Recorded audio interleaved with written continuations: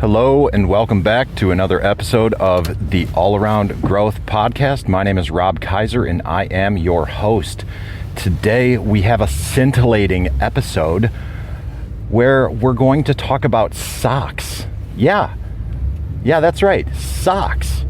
While that may not seem all that exciting, I assure you that it will be accompanied with some details and life experiences of my own injected in there with the dialogue about socks, quality socks, and why we ought to consider wearing certain types of socks. But before we get into that, this isn't a show about fabric, clothing, or anything like that.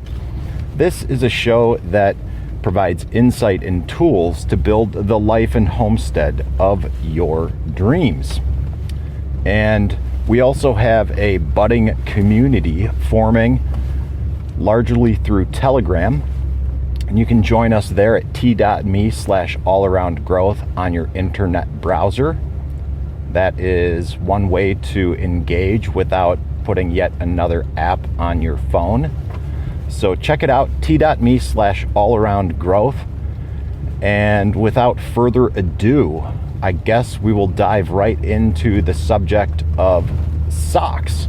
Ultimately, where this is going to end up is me talking about the current sock that I am wearing today. And for those who are maybe just interested in what I think the best sock is without listening to a 20-minute ramble of the whole build-up before I just say what's the best sock, let's just get right to it. At the core, after two decades of working oftentimes outdoor and in harsh weather, I have come to believe that the best brand of sock is the Darn Tough brand out of Vermont. The oldest pair of Darn Tough socks that I have is 6 years old. 7 years old?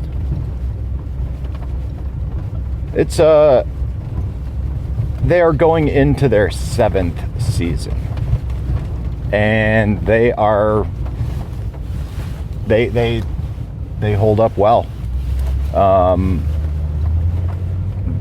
They've held up well and continue to wear well. I wear them on average once a week, and don't really know what more I have to say about it. It's the most solid sock that I've ever had, and that includes such brands as Smartwool, Bridgedale,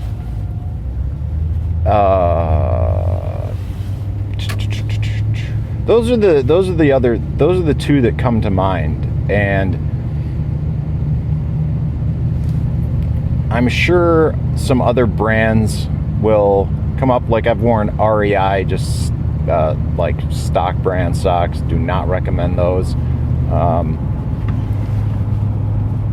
And yeah, so let's talk about socks and all of my experiences with socks, right? Like I said, scintillating episode today.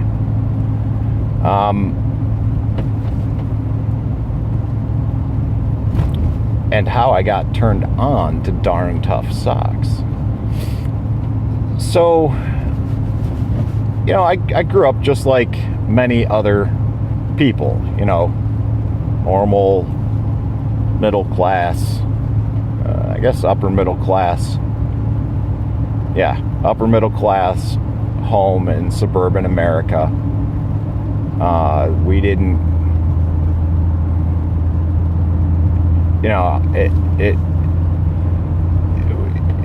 we didn't really wear fancy clothes. It was like Hanes socks, Fruit of the Loom underwear,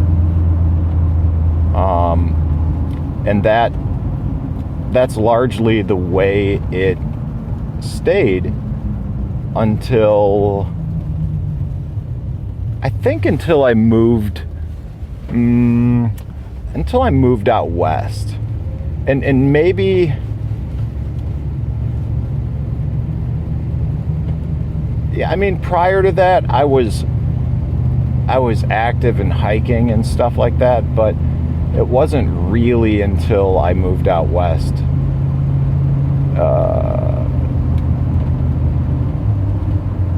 in my early 20s where I really began to embrace the outdoor lifestyle.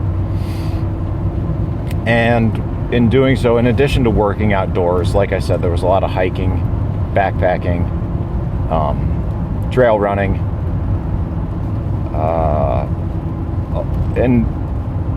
and including movement towards a barefoot lifestyle and socks that are compatible with Vibram 5-finger shoes, right? And for those of you who are into those shoes, one brand of sock that, if you're into the shoe, you probably already know this, but if you're not into the shoe and have no desire to wear that style of 5-finger shoe, this is still kind of a cool sock to experiment with. The brand is Injinji, Injiji, and it is like a glove for your foot. It's well constructed. It feels a little funny at first, but there was a period of time in my life during the time when I was really embracing the barefoot. It wasn't so much a barefoot lifestyle, but after developing not problems, but like kind of a nagging injury running, I decided that I needed to revisit my form, and in doing some research on how to effectively deal with this injury, I stumbled across a lot of mobility routines where people advised zero drop shoes and or minimalist shoes a la barefoot style running. And I subsequently learned about this and incorporated much of this into my own life and my own routines, and those injuries went away. Part of this included a device called Correct Toes, like a toe spacer, and I found that I could wear these little toe spacers in conjunction with these Injinji socks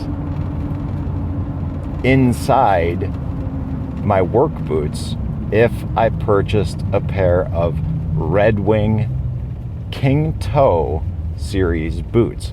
And I wore these King Toe series boots for probably 5 years. No, the first pair I bought of these boots was in California. So I've been wearing these boots for 10 years. I've been wearing these boots for a decade.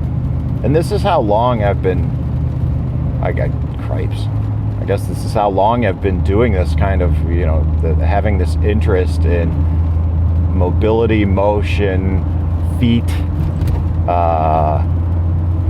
just human natural movement, because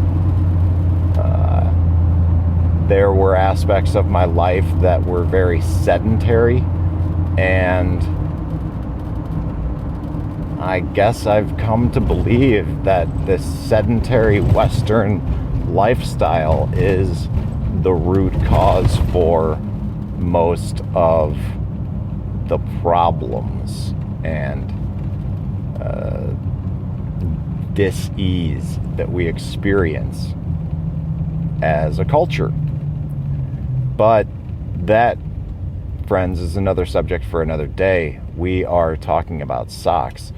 And this came up recently because I stumbled across a box of old clothes while I was upstairs. I say upstairs, I mean above the office in the barn this past weekend, and I was looking for a book that I couldn't find. And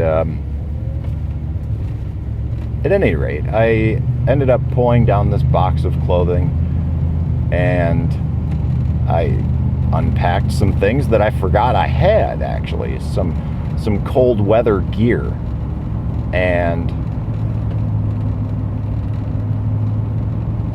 some socks. And some of the socks that I've been wearing are wearing through, and anyways, like I said, grew up wearing like Hanes Fruit of the Loom, and that didn't really change much until I started getting outdoors. But then when I went back into the corporate world, I mixed it up a bit with some gold toe, and the socks that I found in this box, though, were some of these older socks. At least one pair was a pair of socks that was gifted to me by an old love's mother, and one Christmas, and it was my birthday, and that was her thing that she did, was every birthday, maybe it was Christmas, I don't know. I don't think it was Christmas. I think it was let's just say birthday for Christ's sake. Every birthday she would give as gifts 3 pairs of good quality socks. Not some garbage sock, but it was an unexpected gift because she picked up a pair of Patagonia socks, a pair of Bridgedale socks, and a pair of Darn Tough socks. And that was in 2015, and that was when I was first introduced to this Darn Tough sock. The Patagonia sock, pretty good, no wear on the bottom, but there is a tear in the body of the sock on the top of the foot. The Bridgedale socks also performed well with little wear, but the elasticity has lost its life. It's gone, and after a while they sag a bit. So still wearable, not the best, but the Darn Tough socks, on the other hand, have performed extremely well over time. They have I would say I own 3 pairs. One is a summer, like a lighter weight, lower cut, I guess that they would call that. No, I don't know. I don't know what that is called, but there's the over the calf boot cut, and then maybe mid calf and ankle length. I have a mid calf lightweight one, which is a nice sock, and I also have a 2 pairs of the boot cut. One of the 2 I bought another pair of boot cut Darn Tough socks a few years ago, after seeing how well these had performed, and after 5 or 6 years of a boot cut Darn Tough sock, if I had to rate the elasticity performance over time, I would say, give it it's probably 80% of what it was. 6 years, not bad. So I just recently purchased another pair,